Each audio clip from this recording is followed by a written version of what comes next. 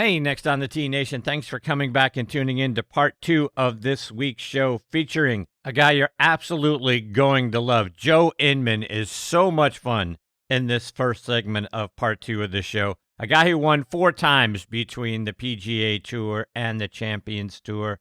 He is, like I say, just a delight to be able to talk to and have as part of the show. So you're really going to enjoy this segment. Following him is going to be David Abeles, who is the president and CEO of TaylorMade. Those guys have been a huge supporter of the show since the very beginning. David is always fantastic, always upbeat, always informative. So this is going to be a wonderful hour. Sit back, relax, and let us take your mind off everything else going on in your life. Before we get started, I want to remind you about our friends over at 2 Under. 2 Under men's performance briefs are the unofficial underwear of the PGA, Ryder Cup, and President's Cup teams, and are sold in over 3,000 golf pro shops and golf specialty retailers nationwide.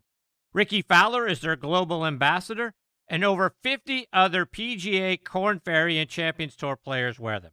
Just to mention a few, they are David Toms, Jerry Kelly, Justin Thomas, William McGirt, Scott McCarron, and Chris DeMarco.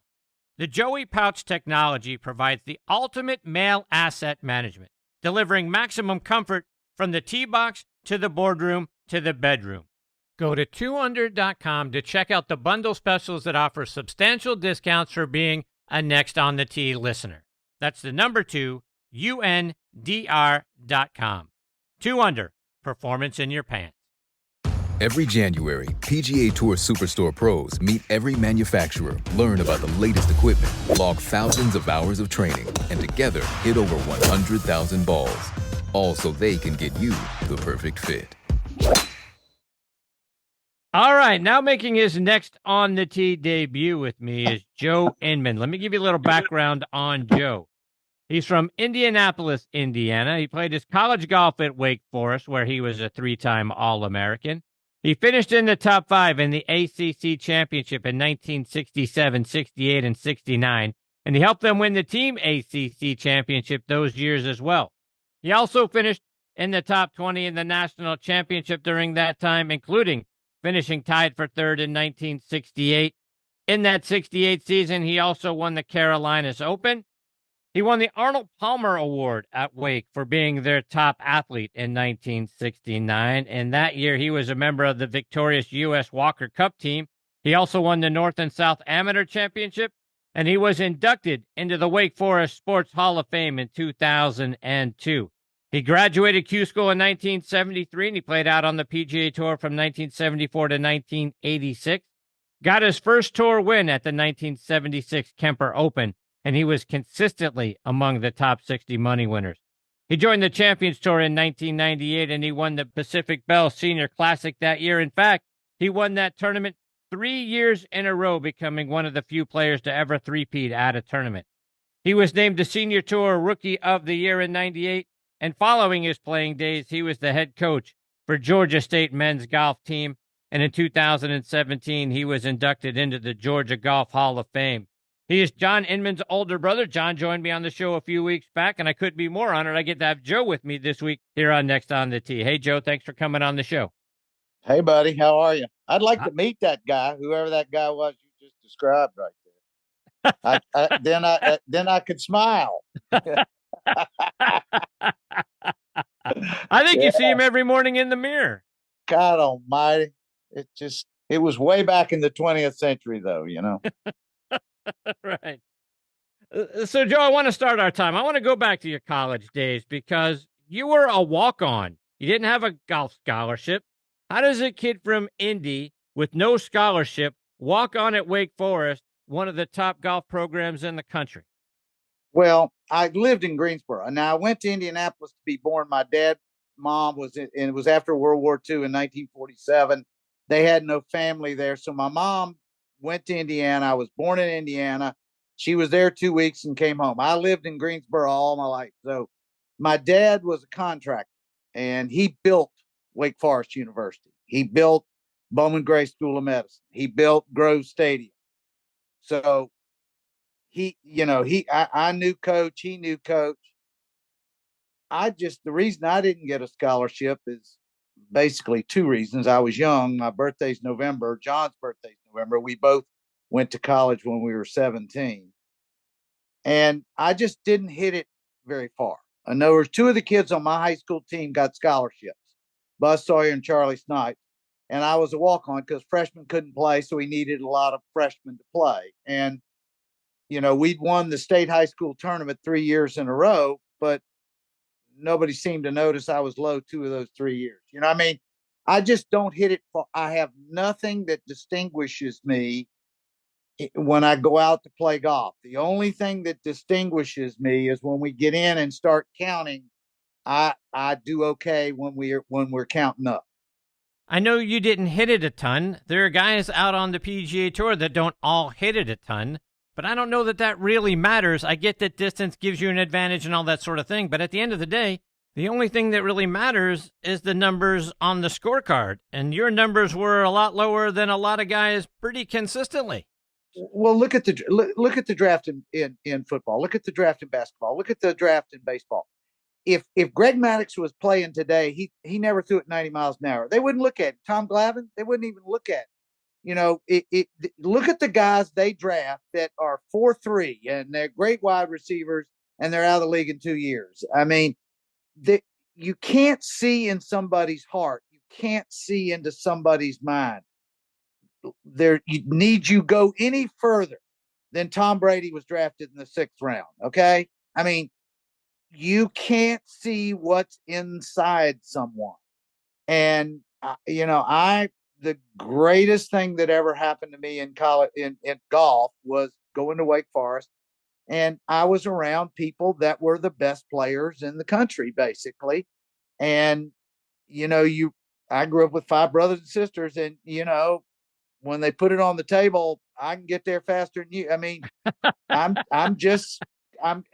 didn't realize how competitive I was. I really, because it seemed normal to me. We were all, hey, look, there's not enough food here. Get what you can. And so it just is so, I think about it a lot when I watch this Scotty Scheffler. I mean, he won his 4th in a row or 4th out of 5. And he almost apologized. He's such a sweet kid. He said, look, I don't know what it is, but there's just something inside of me when they ring the bell. The fire comes out. He said, it just, it really doesn't mean that much to me, but I can't help myself, and that's just says so much about his character, that here's a guy that's really almost apologizing for being really competitive. You mentioned the guys that you got to be around. Your teammates were Lanny, Wadkins. You had Leonard, Thompson on that team as well. What was it like playing alongside those guys? Well, Leonard, weighs 210. He was, 6'1", 210. I weighed 135 pounds when I went to college. And Leonard was my roommate my freshman year. And I mean, I see Leonard now once a year, twice a year. I just loved being, I loved seeing him. He was one of the major reasons that he helped me. He didn't know he was helping me, but he pushed me. He dissed me, which was, all right, okay, well, we'll see how this works, and he pushed me and he drove me to play better. And I just wanted to figure out, how to play. I didn't have any aspirations of the tour. I never thought I was good enough. I felt like an imposter for 13 years on the PGA Tour. I kept thinking, how in the world? I'd look up at that scoreboard and go, how are you doing this? and I mean, really, I just, it's like you watch Corey Pavin, and I love Corey Pavin, and I couldn't play today. We just don't have the power. But in our day, with a ball that curves so much, you had to control it. And he was great around the greens. He had tremendous willpower. He was a great putter. And I just figured out in my generation, if you go to Eastlake where they play the Tour Championship or Atlanta Country Club, they're par 72s. You got Waialae where they play the Hawaiian Open. When I played it one time, and it was a par 72. And I shot 72, 72 and made the cut. Well, now it's a par 70. So that would have been 4 over par. And I said, gosh, I can't quite get to these par fives. This is, and it's regulated airfares. It's back in the 70s. There's 7 tournaments on the West Coast, and this is one of them. So I'm going to play the other 6, and I'm going to skip this one. I went one time. I never went back because I just knew that was a hard course for me. So all the courses now that are par 70, they were par 72. If you go play Eastlake right now, it'll open before the tournament. If you get an invitation to go play Eastlake, it's par 72. The first hole is a par 5. It's 500 yards uphill. And I promise you it's a par 5. Well, for them, it's a par 4. And number 14, down the hill, dog leg to the right a little bit, is 520 yards. I promise you, for you and me, it's a par 5. But for them, it's a par 4. And so I'm thankful I'm the age I am, because I could play out there. I don't think I could do it now.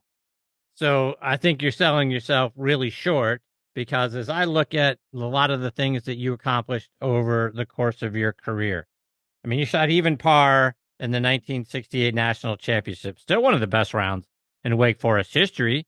It was played out there in New Mexico State's golf course. Greer Jones at Oklahoma State won the individual title that year. Florida won the team title led by Steve Melnick. But here you are, you're right in the thick of that thing. I mean, look, the equipment's different, the golf courses are different, the grasses are, everything's different from a technology perspective. Why don't you think you could go out there today with the technology they have?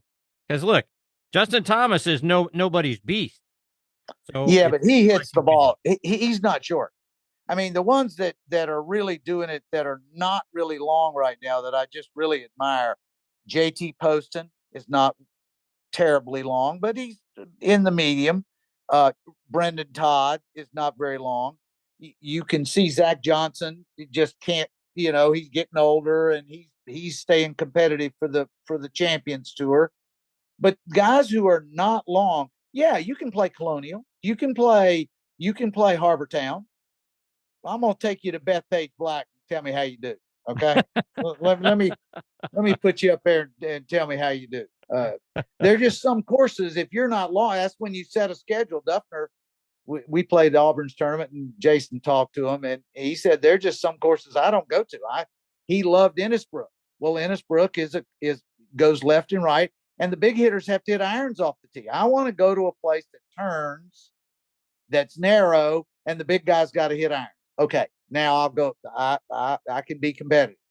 But when you go to a course that Firestone, par 70, 7,300, 7,400, just these long holes.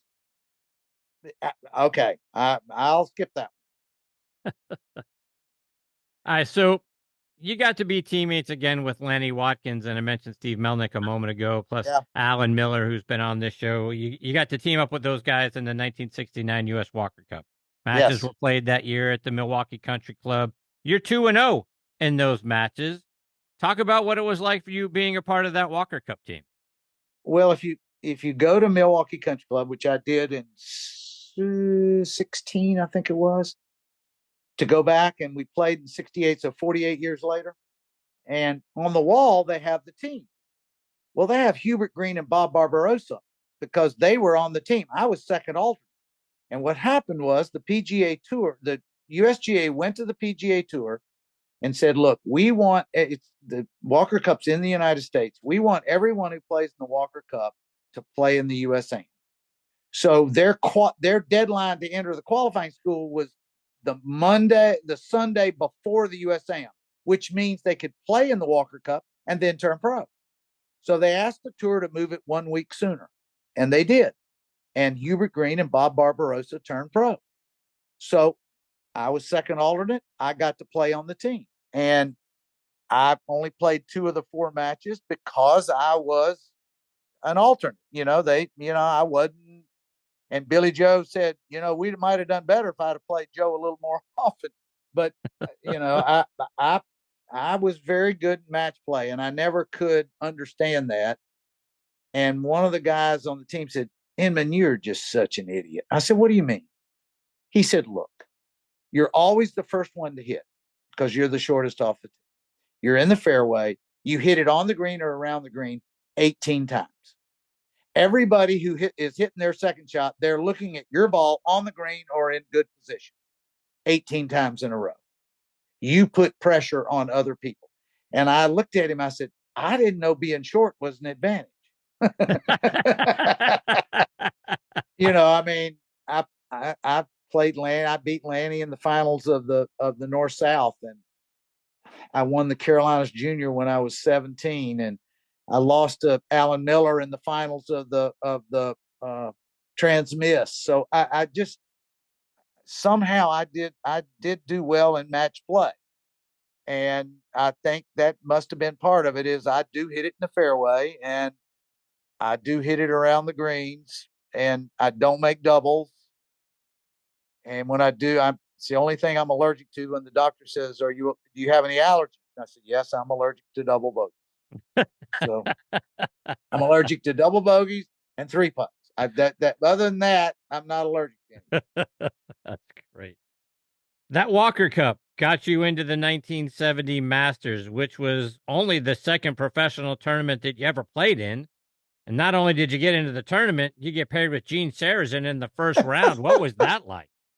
Oh, yeah. I played Augusta yesterday. So it was so interesting to, I was there with a former fraternity brother who's a member now. And it just seems surreal. I told him the story, I said, when I knew I was going to play, I was at Wake and we had a fraternity brother in North Augusta. And I went down there, I don't know, 8 times that winter and in spring going into the tournament. I said, I'll never get in this tournament again. So I'm going to go play as many practice rounds as I can. And they pair every amateur with a former Masters champion. Now, this is just my thoughts here now. I don't know exactly how it happened, but the current amateur champion plays with the current Masters champion. And then they have a list and go down the list. So every amateur plays with a former champion. And I don't know where my name was on that list, but my pairing was Gene Sarazen, the oldest living Masters champion. Okay, so I'm kind of thinking it wasn't at the top. All right. And I thought it was depressing, really. I felt, a lot of disrespect there. And now I look at it like, oh my God, I got to play with the second Masters champion, born in 1902, the same year as Bobby Jones. He was 68 years old when I played with him.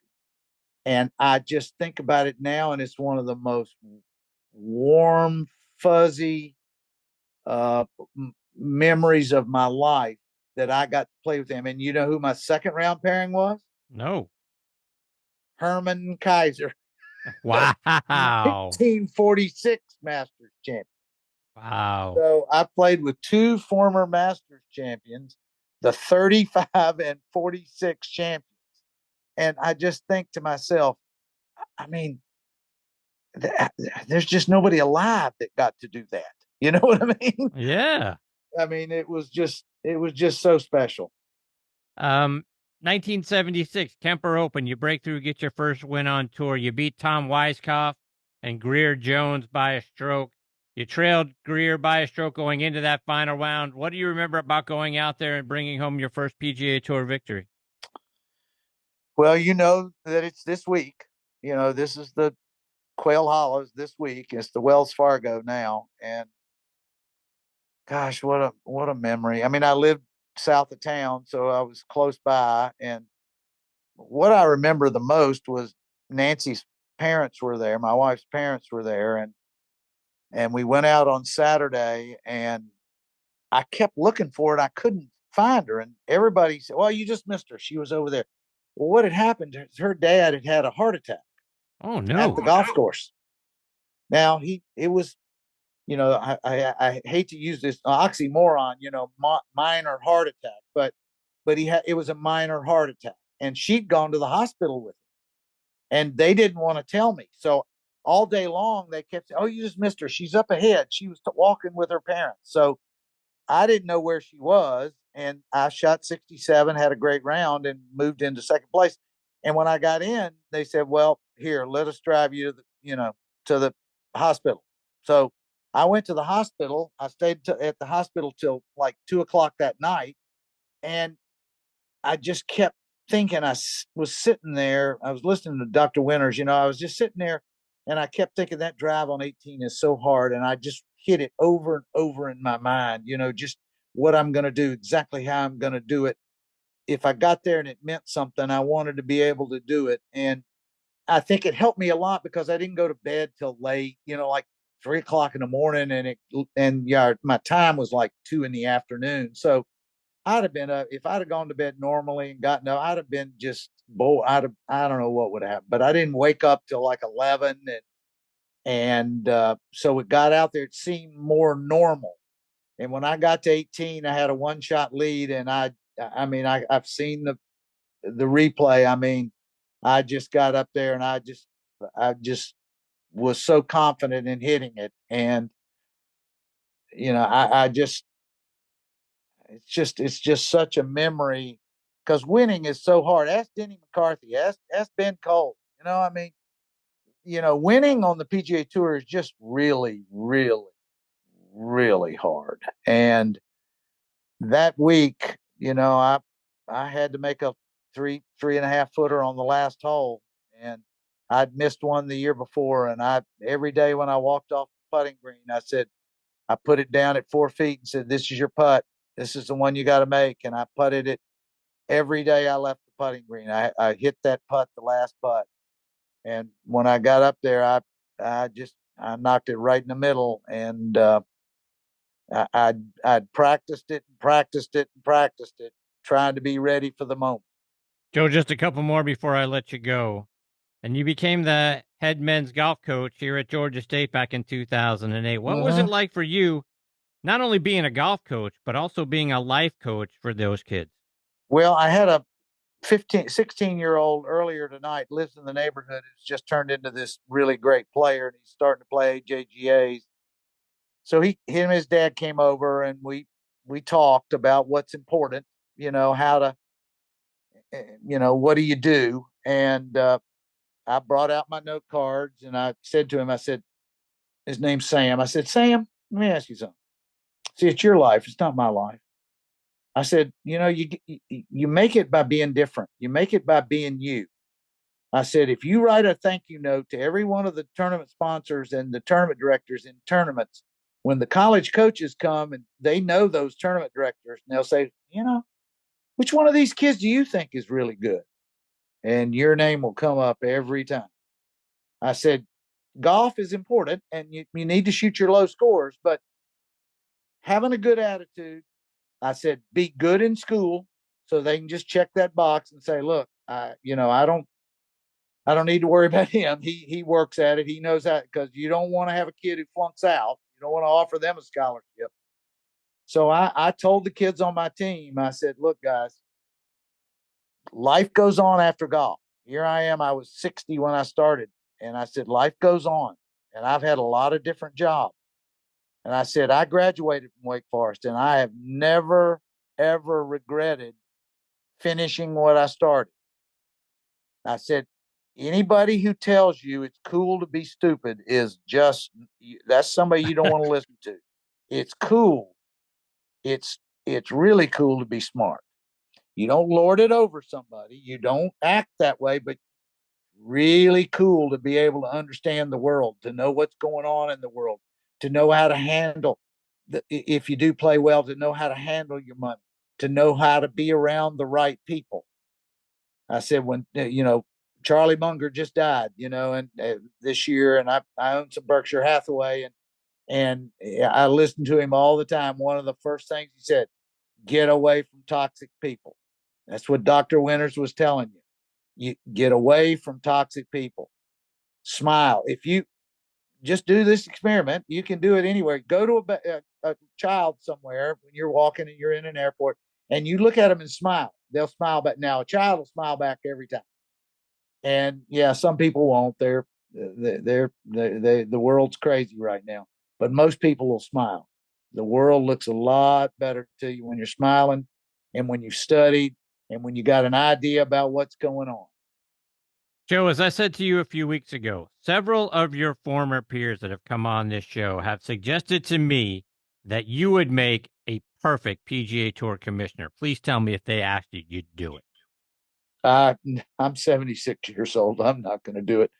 But, I think about it. I mean, we all look at LIV. We all look at the world. We all look at what's going on. And, what would you do? And, this is where right now is where you need a leader. It's just like our country. Right now is where you need a leader. And we don't have anybody running for it. But the tour needs a leader right now. They need somebody who sits down and says, all right, guys, we're going to figure this out. Let's figure this out, because this is not a good place for golf. We need to get the best players together. So I'm hoping Jay does that. We need somebody who can lead, and golf is such a great game. It's doing so well in the country now after COVID, with people playing. I'd love to see the interest back. Where's Caitlin Clark when you need her, right? Come on, Caitlin. That's right. Joe, it's been a huge privilege having you as part of the show. I got so much more that I'd love to get into with you at some point. I hope I get the privilege of having you back on the show again sometime. Yeah, I love doing it, man. Just as I told the boys on my team, I told the guys at the club, everyone's entitled to my opinion. Indeed. You're fantastic, Joe. Thank you so much for taking time out of your night to come and join me this week. Like I say, I hope I get that privilege again soon. You got it, buddy. See you, Joe. See you.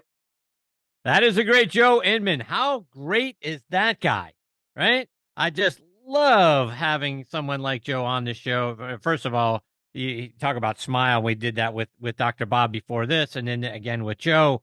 But someone that oozes enthusiasm and oozes positivity and that sort of thing is just a treat to have on the show. And I didn't have an opportunity to tell him this, but I read a quote about Joe Inman, and it said, there are few people as enthusiastic as Joe Inman, and it doesn't make any difference what the subject might be. He knows how to be happy, and he doesn't mind trying to spread his feelings amongst his colleagues. How great is that? How great is it to be known for something like that? What a great guy. And like I say, I'm definitely going to be knocking on his door again soon to come back and be a part of the show. Okay, coming up in the final segment of this week's show is a guy who's been a wonderful supporter since the very beginning of the show 11 seasons ago, and that is the president and CEO of TaylorMade Golf, David Abeles. Before I bring David into the show, let's talk about our friends over at Squares Golf. And folks, do you sway and you're off balance in your golf swing? You know what? It could be your shoes. A golf shoe needs structure to provide stability and reduce sway. How can you tell if your shoes lack structure and are hurting your game? If you can hold your shoes by the toe and heel and twist it, toss it. Squares was designed for the perfect balance of structure and comfort. Isn't it time you tried Squares? Try the new Speedbolt at squares.com. That's SQAIRZ.com. Frustrated with your golf game? Imagine playing with total confidence. Join me, LPGA pro and golf mindset expert Debbie O'Connell, for my Conquer Your Golf Mind Challenge. Bill cut 6 strokes, and Lori is club champion. What's your goal? Click the link or text NEXT to 727-339-0106. Use code NEXT for $20 off. Your tee time for transformation is now. Will you take the shot? Now let's talk about the new P790 irons from TaylorMade. From the very beginning, P790 irons have been rooted in clean aesthetics and thoughtful design. However, their true beauty is found beneath the surface. With AI-optimized weighting and speed foam air on the inside, every iron is uniquely designed to perform exactly how you need it to. As striking as they are on the outside, their true beauty lies within. Learn more about the new P790 irons from TaylorMade by checking out their website at TaylorMadeGolf.com. All right, now back and part of the show, just like he and the brand has been for pretty much the majority of the 11 years that I've been doing this show, is David Abeles, president and CEO of TaylorMade Golf. Let me remind you a little bit about David's background. He earned his degree in marketing and finance from the University of Connecticut. He joined TaylorMade as the general manager for their Asia Pacific division, later moved over to be the director of sales for North America. Left TaylorMade for a bit to go over to the Acushnet Company to become their vice president of sales and marketing, came back to TaylorMade as their executive vice president and general manager, then took over as CEO and president back in 2015. And it's always a huge thrill to have him with me again here on Next on the Tee. Hey, David, how are you, my friend? Chris, I'm great. I was thoroughly entertained listening to your conversation with Joe, that's for sure. Yeah, no kidding, huh? How great is Joe Inman? I'm not so sure I've ever heard the quote, everyone is entitled to my opinion. And what is very clear, and I think Joe may have dropped off the line, but he certainly has one. Yes, he does. Yeah, but what an infectious energy. You know, I had a chance when I was a kid growing up in central Connecticut at the Greater Hartford Open, which is now the Travelers Championship, to watch Joe play. And he wasn't just an articulate, thoughtful, charismatic type of guy. He was a heck of a player. So it was nice to listen to that segment with you and him. I appreciate that. So, David, it's been a great year so far for the brand. Scotty Scheffler and Nelly Korda out there doing record-breaking things. You've had several other tour winners this year. The new QI tent line is doing fantastic. What's it been like for you and the brand so far in the first half of 2024? Well, thanks, Chris. Yeah, it's hard to believe we're coming up on the first half. We've got, I think, 54 days to go, but who's counting to close the first half of our financial year here? But more importantly, the metrics that we look at very closely to determine the strength and momentum of the TaylorMade brand, and certainly our product lines and how we create and add value to customers is obviously what's most important to our company. Earlier this year, we launched a new technology on a 10K inertia platform called QI10, which is really, for the first time in the history of golf, an opportunity to decouple what has been the biggest challenge in driver design for decades upon decades, which is you either make them fast or you make them forgiving, Chris. But very rarely do you find a product that is industry-leading speed and industry-leading forgiveness combined in one, because those two forces, from a physics and physical standpoint, tend to work in opposition of each other. And QI10 has been something that we've been really working on for the better part of the last 5 or 6 years. And through the course and evolution of our carbon face technology and the use of mass property in new constructions in the QI10 driver, we came to market in late January, early February. And I'm incredibly humbled that the product performance is tremendous. It quickly got in the bags of our tour players, as well as numerous tour players that aren't contracted TaylorMade athletes.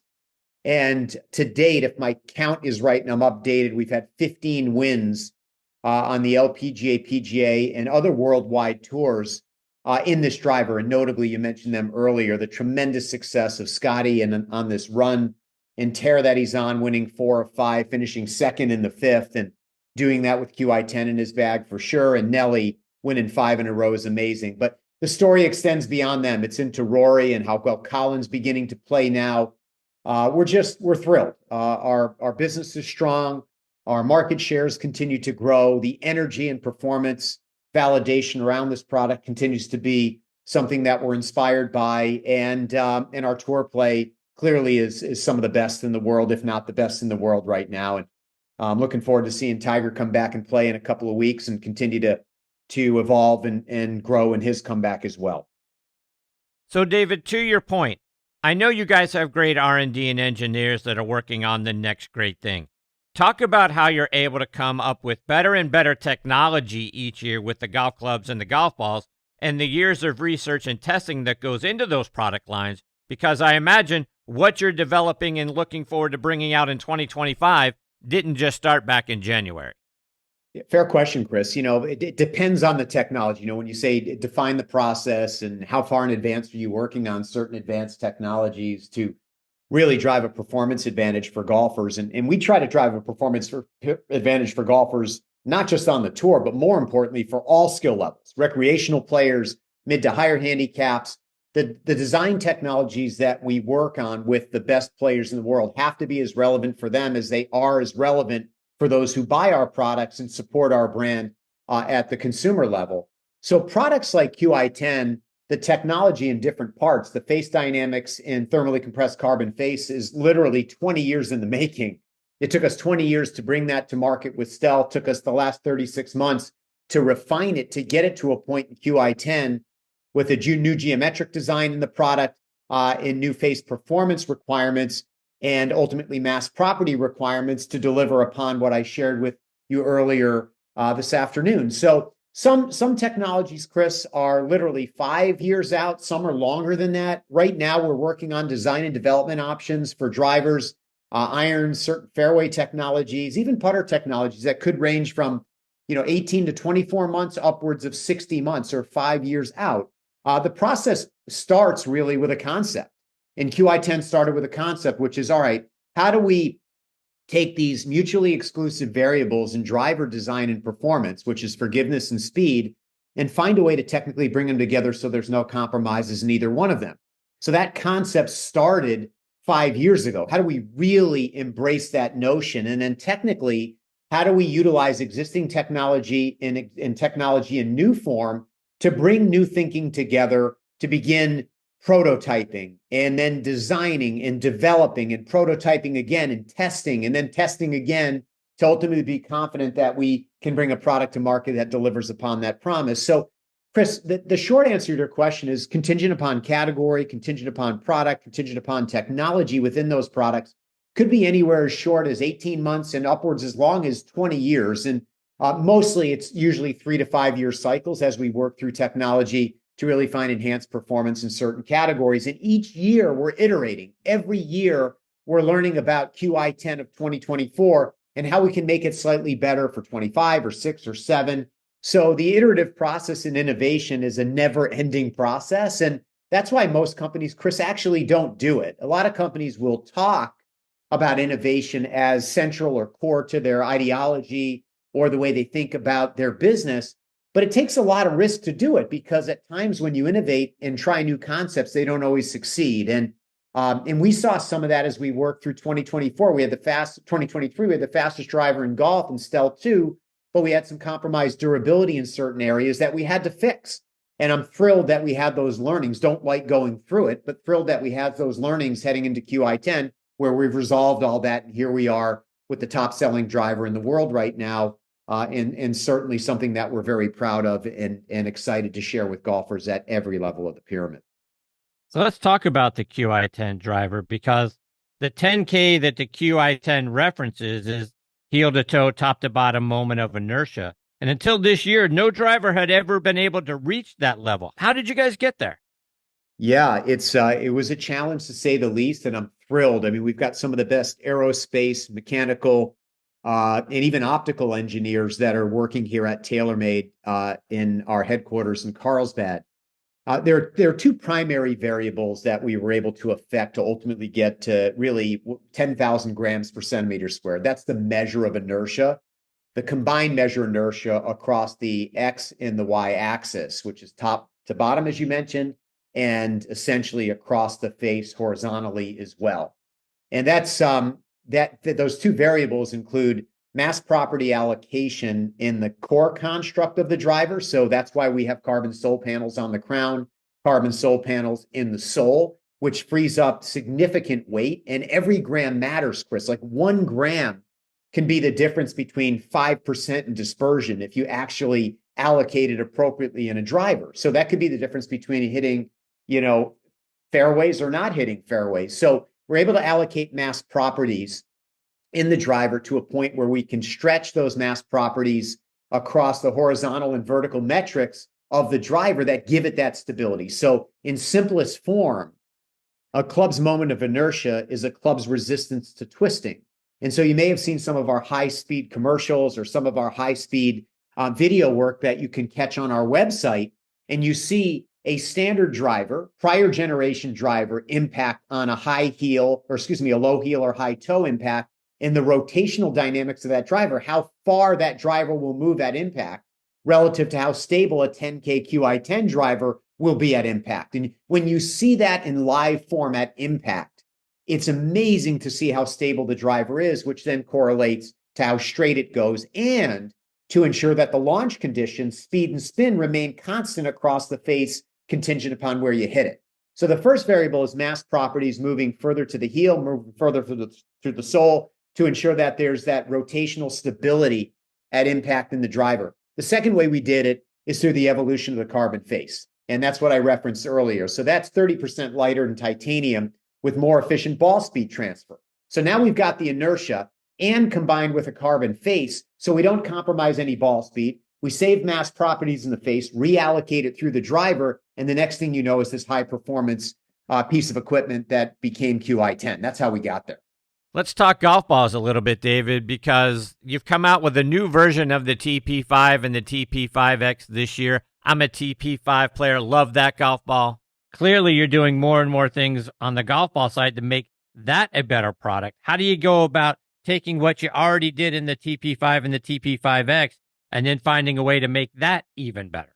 Yeah, well, Chris, I'm thrilled you're playing it. Thanks. And hopefully many of your listeners, if you're not playing it, give it a try. That's all we ever ask at TaylorMade. If we can provide a product that helps you play a little bit better, give it a shot. And hopefully you'll see the same performance advantages that not only Chris is seeing, but importantly, players like Rory or Colin and Nelly, the team are seeing. It's amazing. So what we did to the new TP5 and 5X is change the core formulation and the cover formulation, including the chemistry of the cover and the dimple design in the TP5X. And we had arguably the best performing let me say it this way. We still have the only 5-piece cast urethane golf ball. And so when you have 5-piece construction in a cast urethane product, you're able to decouple both feel and speed, right? Typically to make a golf ball faster, it becomes harder. But if you get the cover and core formulations working in concert, then ultimately you can solve some of that. The reason it's 5 layers is because you don't hit a driver on every shot. So you need optimal launch conditions when you're compressing with a pitching wedge, a 7-iron, a longer iron, a fairway wood, or even a driver. And that 5-piece construction based on your ball speeds compresses different cores and mantles, which then enables you to optimize performance throughout the entire bag. So the new products take that even further. And what we're seeing in the TP5X is better aerodynamics and better feel around the green. We're seeing literally, I can speak personally about this. Chris, maybe you've experienced as well. I picked up a half of club in my iron play with the new TP5X golf ball, which is amazing. Staying in the air longer, moderating spin rate, so I continue to have the appropriate descent angle. So my approach shots into the green retain the integrity of descent angle and spin, which gives me proximity. But they're going further, and I don't know of anybody that doesn't want to hit it a bit further. So I'm experiencing that, and I'm not, I don't play at the same ball speed certainly as our tour players do. So both products have a new cover formulation. They have a new cover design. They have a new core formulation that enables us to go faster without compromising any greenside spin or feel. And then it works throughout the bag in the 5-piece construction. So it's a beautiful product and clearly being adopted well. We also have visual technology in those balls in the form of picks. And we also have a stripe concept and a 3-piece cast urethane golf ball and a new 2-piece golf ball called Speed Soft Ink. So for the first time really in the history of our company, we've got a comprehensive line of golf balls that is really helping grow our market share domestically and internationally. It's interesting that you mentioned that you're a half a club further with the new golf ball, because here's the thing, and I'm starting to connect some dots here, because I've got the new QI10 woods and irons in my bag now, the new TP5 golf ball, I've got my Garmin launch monitor, and I go out in the backyard where I've got a mat and a net, and I hit back there, and then when I get in the simulators, when I got fit for those irons, and all of a sudden, an 8-iron that I normally hit 150 yards is going 165.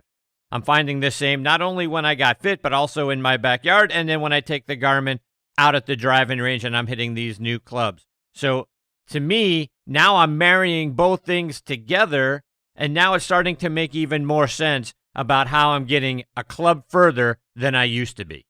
Wow, Chris, that's incredible. I mean, great to hear. And again, the validation point is when players like you and I or any of your audience get a chance to try that and see that. And we're seeing that at our test facilities, not just here in the US, but around the world when we're doing our ball testing in advance of the launch. If we can't meet an improved performance standard on any product here at TaylorMade, we actually won't launch it. So we have to be able to demonstrate that we're getting better and that we're improving the performance of the products that we make. And for the first time, really, since the launch of the original TP5 and 5X products This one is showing like significant improvement. We're always seeing modest improvements, which is worth launching every couple of years, but this one is showing significant gains in distance and as again, importantly in golf ball design, maintaining the launch and spin qualities throughout the entire bag. So that's terrific to hear. And we're seeing that in everybody that's trying it right now. So that's exciting for us.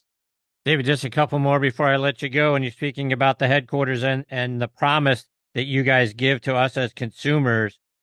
I had former Giants and Chiefs defensive back Mark Collins on the show a little earlier this year. Mark plays TaylorMade clubs. He talked about how he came by the kingdom practically unannounced a few months ago and got his clubs adjusted on the fly. He bragged a lot about the great experience that he had there and the service that he got. Talk about the customer experience that you guys provide, regardless of whether you're a former NFL player or just someone like me. Well, I'm glad Mark had a great experience. And, I don't know if you, Chris, have had the chance to come to our kingdom, or some of your listeners may have had that experience. We kind of look at the kingdom as the top of the pyramid as it relates to any global experience and customization, and how we have 360 TrackMan integrated into the technology there, and the expertise of those fitters that literally are working with our team, what we call Team TaylorMade. Tiger is on that team with frequency. Rory's on that team with frequency. Colin, Tommy, I can go right through the roster. Nelly, Brooke. So it's an amazing place to come, and certainly accessible if you're in Southern California, or if you want to make a trip here through our website. But our fitting infrastructure extends all over the country and around the world. So there are 3,000 qualified club professionals that are part of our staff in every market in America that have fitting tools and resources to be able to fit into our golf ball or our equipment, just like Tiger or Rory will get at the kingdom. They have the same expertise, they have the same training, and they have most of the same equipment to do what would be required to really show marked improvements in performance. And we always say this at TaylorMade: the best way to improve your performance is getting into a better product and being supported by a great fitter. Those two things together are the perfect formula to really demonstrate that what you're playing today and how you're playing today could materially improve tomorrow. And I know as golfers, we all, aspire to get better, right? It's the beauty of this game. I hit a beautiful golf shot. I'd like to hit that beautiful golf shot more frequently, lower my scores, and compete and improve my handicap. We have built an infrastructure, again, domestically and internationally, with fitting expertise and resources. It's all accessible on our website. Just click under the fitting tab on the website, plug in your zip code, and a bunch of fitters will pop up where you will have access to those fitters to go experience those fits and be able to get into TaylorMade products that are built for you and customized for you. David, finally, you've got a great app. The TaylorMade Plus app is fantastic. Talk about all the things you get when you download and use that app. Yeah, that's the service side of our business that, quite frankly, we probably don't get as much credit for as the equipment and the ball and the tour play in the brand, and certainly what's going on right now with Sunday Red. But we made a commitment to golfers. So our mission at our company is to be the best performance golf brand in the world. But behind that mission, why we exist, if you ask any one of our 2,000 employees, why does TaylorMade exist? The answer would be the same, which is to help golfers of all skill levels play the game better. Well, certainly one of the ways to do that is to improve the performance of our equipment, improve the performance of our golf ball, make sure we have fitting resources to do things we just talked about. But the other way is to provide services that can enhance the golfer experience. And that's what TaylorMade Plus enables us to do. It's an app that you can find on the App Store and just upload it at no charge. And you'll have access to instruction. You'll have access to video instruction. You'll have access to limited edition products. You'll have access to shot tracking technology, all things that go outside and work outside of, here's the new TaylorMade driver, the new Spider putter, the new TP5 or 5X golf ball. That sits outside of this, which is services and options through the app that will help you track your score, that will help you track your shots, that will help you ultimately get instruction, that will help you go through a fitting, even in a virtual form, to help you see better performance and products that would be recommended for you. So we'll continue to work to enhance the app to help meet that why we exist notion that I just shared with you. And it's an exciting time, right? The access to information via advanced technology in form of applications or even on our website is getting better and better, or even through any of our social channels. We're constantly working to provide consumers the opportunity to learn more from our company. David, before I let you go, remind our listeners how they can stay up to date with all the great things you guys are doing, whether it's on your website or it's on social media. Chris, I'm going to let you do that because every time I sign off, I sound like a pitch man. I'll let you do that. Obviously, I talked about our website, which is TaylorMadeGolf.com. We just launched a new apparel and footwear brand with Tiger Woods called SundayRed.com. That's the best place to access us. But socially, you can follow us on all of our Instagram, Twitter, TikTok, and Facebook feeds. Now I sound like a total pitch man. But Chris, I just want to thank you for everything you're doing for golf. Thank you for having me on again. You've got a wonderful base of listeners that's growing. And hopefully everybody will benefit from what should be some good weather as we turn the corner here toward Valhalla. And I would encourage you and really be grateful if you give a shot at our new products. I think you'll enjoy them. David, I can't thank you enough for taking time out of your busy schedule to come back and be a part of the show. You're always fantastic, my friend. I'm already looking forward to next time. Hopefully that's very, very soon. You got it. Thanks so much, Chris. Take care. You too. Take care, David. Bye. That is the great David Abeles, folks. And again, at TaylorMade Golf is where you're going to find them on social media. TaylorMadeGolf.com is the website. David has just become just a wonderful friend of the show. I can't thank him enough for his support over the years. Those guys have been in the corner of Next on the Tee almost since the very beginning of the show. And as you guys know, we are in the 11th season here. When I think about the equipment that I am playing, again, QI10 with the woods and the irons and the wedges and then the TP5 golf ball. When I put all of that together, as David was talking through the course of that segment, I'm legitimately 10 to 15 yards further than I was last year. And look, I just turned 59 a couple of weeks ago, as you guys know. So it's not like I'm getting any younger. So the equipment and the quality that they put into it is really making a difference in my game. He talked about, kind of marrying it together with a great fitter. So as I went through that process, making sure I've got the right shafts and all that sort of thing. Again, not buying it off the rack, not just guessing at what I need, going and getting measured and getting fit. And then you put all of that together with the great technology that they have and their new irons and their new woods. And again, with the new golf balls, that is making all the difference in my game. So I highly encourage you guys to go out there and check it out. Go online and just kind of read about it, first of all. And they've got the ability to match you up with what golf ball is right for your game. And they'll take you through a ball fitting online. But check out all the great technology that they are putting into what they are doing and refining it, as David said, year after year to make it better. Look, I wasn't sure how they were going to make everything they had better from last year to this year, and they made that difference. So the QI10 piece is just off the chain great. So go online, check it out. Let me know what you think. Again, at CT Mascaro on Instagram and on X, and you can go online to nextonthetee.net, and you can fill in all your comments there as well and send it to me. I'm genuinely interested in what you're seeing, but I'm telling you, you put it in play, and it's going to make your game a heck of a lot better. So I'm already looking forward to next time with David. He's just been, like I say, a wonderful supporter of this show, and I can't thank him enough for what he's meant to me in this show over the years. All right, my friends, it is time for me to put a bow on this edition of Next on the Tee. My sincere thanks again to Bill Bergen, Dr. Bob Winters, Joe Inman, and David Abeles for joining me this week. Scheduled to join me next week are very excited to have Jim Gallagher Jr. back. He has become a wonderful friend of the show. Ward Clayton will also be here. He'll be making his Next on the Tee debut. And we'll get a return visit from John Hughes, one of the great instructors in our game and a wonderful friend of the show. Looking forward to catching up with John. He is out at Macklemore. He's got his summer schools out there. He kind of goes back and forth between Macklemore and Orlando from time to time, but really takes up residency in the summer and the early part of the fall up there at Macklemore. So it's going to be a wonderful show. I hope you'll come back and be a part of it with us. Quick reminder that you can find the show available as a podcast just about anywhere you get your podcast content. But in particular, we're out there on the Pittsburgh Tribune review site. So just go to triblive.com, click on sports. You're going to find the most recent episode right there on the homepage of the sports section. You can also click on sports and then podcast, and you'll be able to find every episode from this season there for you. You can also find this show available on Good Pods, Apple Podcasts, Spotify, Amazon Music, Audio Boom, and Player.fm. And as I always say, sincere thanks to the great folks over at Good Pods for making this show one of their recommended podcasts. So please download their free app and stream your favorite podcast on your favorite device. But as always, most of all, my sincere thanks to all of you for being the greatest supporters in the history of podcasts. I appreciate you all so very much.